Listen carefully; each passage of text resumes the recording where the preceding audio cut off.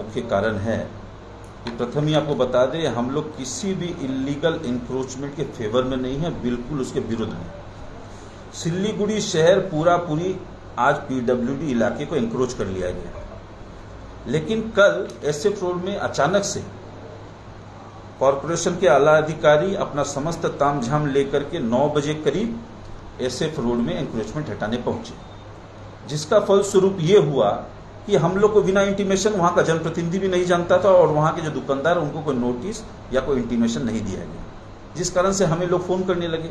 हम लोग भी नहीं जानते थे, हम भी आनंद फान में वहां पहुंचे, लेकिन वहां पे जो हमने देखा कि जिस प्रकार से दुकानों को बिना नोटिस तोड़ा गया, उनको समय नहीं दिया गया, ये भी ठीक नहीं है, पद्धति बिल्कुल गलत है।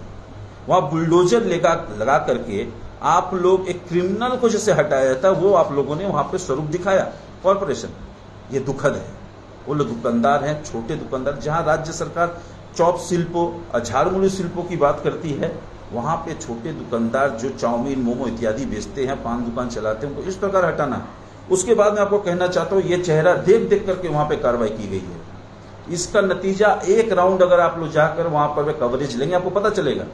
महाराजा होटल है वहां पे, महाराजा होटल के सामने एक टाइल्स लगा करके ड्रेन के ऊपर में एक रास्ता बनाया गया, उसको वहां पे उन्होंने खोद दिया। लेकिन बगल में आसपास में बड़े बड़े मॉल हैं, जिन मॉल के नीचे में गैरेज एरिया को दखल करके रेस्टोरेंट खोल दिया गया है। मुझे तो ये लगता है कि ये रेस्टोरेंट को चमकाने के लिए ही ये छोटे मोटे दुकानदार को हटाने का एक छलावा था, क्योंकि एसएफ रोड में भारी स्पेस है, आप गाड़ी ले जाकर के आराम से घूम के आ सकते हैं। लेकिन दुख की बात है, यहाँ जो कॉरपोरेशन में बड़े बड़े नेता बैठे हुए हैं, जो यहाँ के बड़े रिप्रेजेंटेटिव हैं, जिनके हाथ में शासन है, उनके इलाके में मोटरसाइकिल लेकर नहीं घूम पाएंगे, चाहे वो हाकिमपाड़ा का इलाका क्यों ना हो। लेकिन वहां का इंक्रोचमेंट कौन हटाएगा? वहां पे क्या ज्यादा प्रभावशाली लोग रहते हैं? जहां गरीब तबका दिन आना कमाना चाहता है, उसको हटाने की समस्त व्यवस्था है। हम लोग ठीक है, इलीगल इंक्रोचमेंट के विरुद्ध में हम लोग सबसे में है, आप हटाइए, लेकिन उनको एक नोटिस इत्तला करिए कि वो अपना सामान जुटा करके बच सके। जो छोटा पूंजी का आदमी होता है, 10,000 20,000 में उसकी जीवनी चलती है, अगर आप उसको ही डिमोलिश कर देंगे तो कैसे चलेगा? लेकिन जो बड़े बड़े प्रमोटर है, आज सिल्लीगुड़ी शहर मुझे लगता है प्रमोटरों के हाथ में बिक चुका है। दिन आना दिन आप देखिए, रेगुलर इलीगल कंस्ट्रक्शन लेके सिल्लीगुड़ी की जनता यहाँ बोलती है, लेकिन कार्रवाई के नाम पे खाली छलावा होता है, जिसका फलस्वरूप हिलकाट रोड, सेवक रोड, आप जाइए 2 माइल इलाकों में समस्त इलीगल कंस्ट्रक्शन से भर गया है। मुझे पता नहीं इनके पीछे कौन सी अदृश्य शक्ति है, जो वास्तव में पावरफुल शक्तियां हैं। लगातार हमारे काउंसिलर लिखित तौर पर कंप्लेन करते हैं, उसके बावजूद भी उन पे कार्रवाई नहीं होती है। मुझे समझ नहीं आ रहा, कॉरपोरेशन को या तो यहाँ के आला अधिकारी चला रहे हैं या प्रमोटर चला रहे हैं। दुख की बात है। विपक्ष इसको लेकर क्या कार्रवाई करेंगे? विपक्ष देखिए, अब जन आंदोलन होगा इसके प्रति, क्योंकि जनता का रोष बढ़ रहा है और हम लोग जनता की आवाज है। आज ये मुद्दे को आपके सामने, आपके माध्यम से हम लोग जागरूक कर रहे हैं, लोगों तक पहुंचा रहे हैं। आने वाला दिन में जनता को लेकर के कॉरपोरेशन में आकर के हम लोग धरने की व्यवस्था करेंगे, क्योंकि इलीगल कंस्ट्रक्शन किसी भी तौर पे नहीं माना जा सकता है। शहर को या तो प्रशासन चला ले या प्रमोटर के हाथ में बिक्री कर दे। आपको क्या लगता है, ये जो कार्रवाई हुई है एसएफ रोड में, ये क्या किसी दबाव में हुई है? ये चेहरा देख देख के हुआ है। आप जाके अगर एक बार फुटेज लेंगे तो हाई ड्रेन के ऊपर अभी भी कई दुकानें हैं, हाई ड्रेन के ऊपर में सौंदर्यीकरण करा गया है, वो अभी भी स्थायी है। लेकिन छोटे मोटे मोमो चाउमीन बेचने वाले, पान बेचने वाले की दुकान को उजाड़ दिया गया है, जो 40-50 सालों से वहां व्यापार करते थे। जब हमारी स्कूल जाने की होती थी, वहीं से चॉकलेट लेके बहुत से बच्चे, हम नहीं बल्कि पूरा सिल्लीगुड़ी शहर के बच्चे वहां पर जाकर चॉकलेट लेकर के स्कूल जाया करते थे। आज वो दुकान को तोड़ दिया गया। ठीक है, वो पीडब्ल्यूडी में है, इंक्रोच्ड है, आप तोड़िए, लेकिन नोटिस और उनको इंटीमेशन देके तोड़िए, जो कि जनप्रतिनिधि को भी वहां पता नहीं था। अचानक 100 से ऊपर कॉल हम पर आने लगे, लोग कहने लगे अब हम भी क्या बोले, क्योंकि हमें जानकारी नहीं थी। हम वहां पे तत्कालीन वहां पहुंचे तो जनता ने हमको बताया कि ऐसा ऐसा हमारे साथ हो रहा है। ये भी ठीक नहीं है, पद्धति ठीक नहीं है। आप बुलडोज करिए, लेकिन क्रिमिनल पे करिए। अगर कोई व्यवसायी हो, छोटा व्यापारी हो, तो बुलडोजर से आगे इंटीमेशन या नोटिस को जरूर दीजिए। नगर निगम की ओर से क्या आप लोगों को भी जानकारी दी? बिल्कुल जानकारी नहीं थी, ना लिखित, ना फोन पे, ना मौखिक, ना किसी भी तरीके से। ये लोग जो तज कर रहे हैं, आज देखिए शहर पूरा तरीके से इंक्रोच हो रहा है। आप हिलकाट रोड, सेवक रोड, विभिन्न इलाका देखिए। विधान मार्केट का व्यवसायी परेशान है, वो लगातार अपनी मांग कर रहा है कि उनको मालिकाना दिया जाए। उन पर कोई सुनवाई नहीं है, कोई रास्ता नहीं निकल रहा है। शहर को बसाने वाले व्यापारी हैं, जो व्यापारी के को सुनता नहीं है कि वो छोटे व्यापारी हैं, शहर को प्रमोटर राज चला रहा है।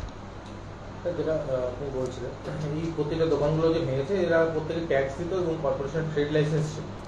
ট্রেড লাইসেন্স দিল কর্পোরেশন, সেই সময় দোকান ভাঙা হয়নি, কিন্তু ট্রেড লাইসেন্সও দিয়ে দেওয়া আছে, হঠাৎ করে ভেঙে দেওয়া হবে, কি বলবেন? দেখুন, যেই সময় এনক্রোচ হয় সে সময় কেউ দেখেন। আজকে যদি তাদের ট্রেড লাইসেন্স দেওয়া হয়েছে, তার মানে যারা পিডব্লিউডি ল্যান্ডে ছিলেন, তো ইলিগাল যদি এনক্রোচমেন্ট হয় তাহলে ট্রেড লাইসেন্স দেওয়াটাও কিন্তু বেআইনি। তার মানে যতটা বেআইনি ওরা আছে ততটা বেআইনি কিন্তু যারা ট্রেড লাইসেন্স দিয়েছে। আমি বলছি একটা সাধারণ ব্যবসায়ীর উপর কিন্তু অ্যাকশন হয়ে যায়, কিন্তু যারা ট্রেড লাইসেন্স দিয়ে দিচ্ছেন সেটা বাদ দিন, তারা ছোট ব্যবসায়ী। কিন্তু যে গ্যারেজ এরিয়াতে যারা রেস্টুরেন্ট খুলে দিচ্ছেন, গ্যারেজ এরিয়াতে যারা ব্যবসা চালাচ্ছেন কমার্শিয়ালি, তারাও তো কিন্তু ট্রেড লাইসেন্স পেয়ে যাচ্ছেন, তাদের তো মিউটেশন হয়ে যাচ্ছে, সেইগুলা কে দেখবে? যতটা শাস্তি এদের দেওয়া হচ্ছে তার থেকে বেশি শাস্তি যারা দিয়েছেন তাদের উপর হওয়া উচিত। और आप एक बात कह रहे थे कि इलीगल कंस्ट्रक्शन बोले, उसके बारे में क्या? इलीगल कंस्ट्रक्शन जैसे मैंने आपको बताया, अभी हमारी काउंसलर भी आपको ब्रीफ करेगी, हमारी दोनों काउंसलर हैं, ये लोग ब्रीफ करेंगे। इनके इलाकों में इन्होंने बार बार कंप्लेन दिया क्योंकि ये मुख्य इलाकों से आती है, शहर का मेन अंग है।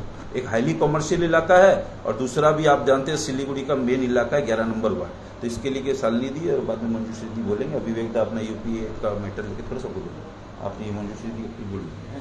ठीक है। अब लोग जब काउंसलर के पास आते हैं तो बहुत आशा लेके आते हैं कि कोई अगर गलत हो रहा हो तो उसके खिलाफ एक्शन होगा।